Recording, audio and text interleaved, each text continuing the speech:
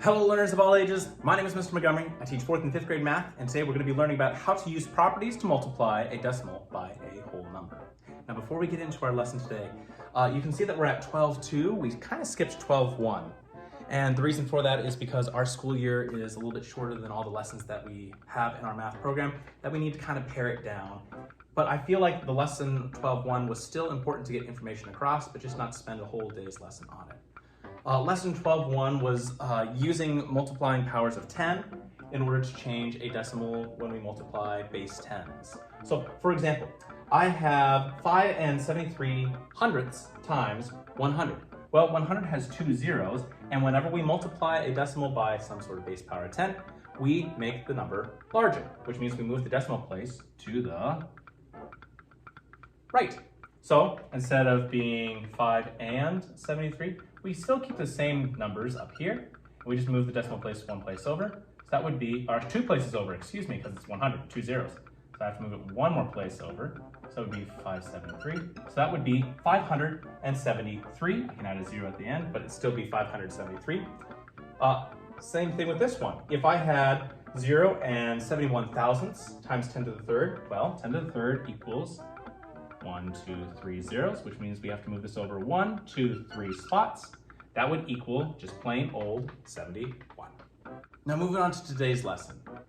The way that we're going to be doing is we're going to be drawing different types of models to show how multiplying with multiplying with decimals works. So I have 2 groups of 45 hundredths, and we're going to be using the block system. So if it's one big flat box that has 100 different squares, that equates to one whole number.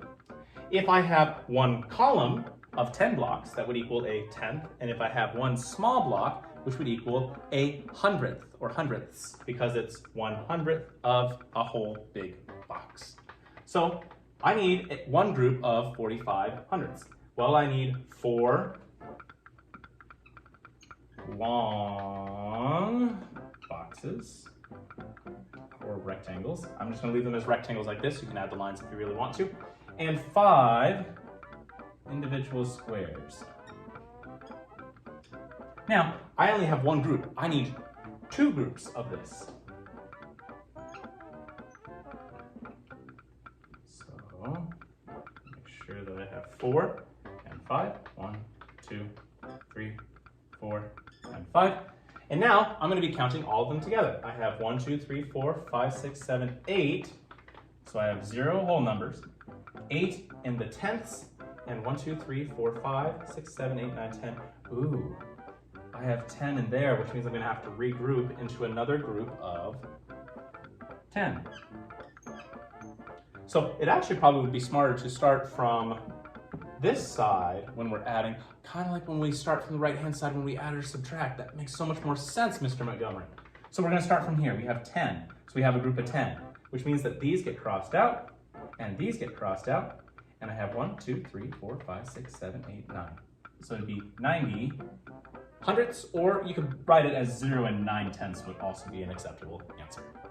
Let's do one more example. I have 3 groups of 82 hundredths.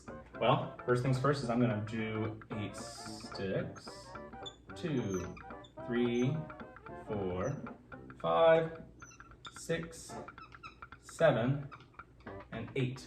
And then 2 small boxes. Now, that's one group. I need 3 groups. So give me a little bit of time. All right, I've drawn all the things that I needed. I have 3 groups of 82 thousandths. Now we learned from the last example that we should probably start on this side to figure out what we have.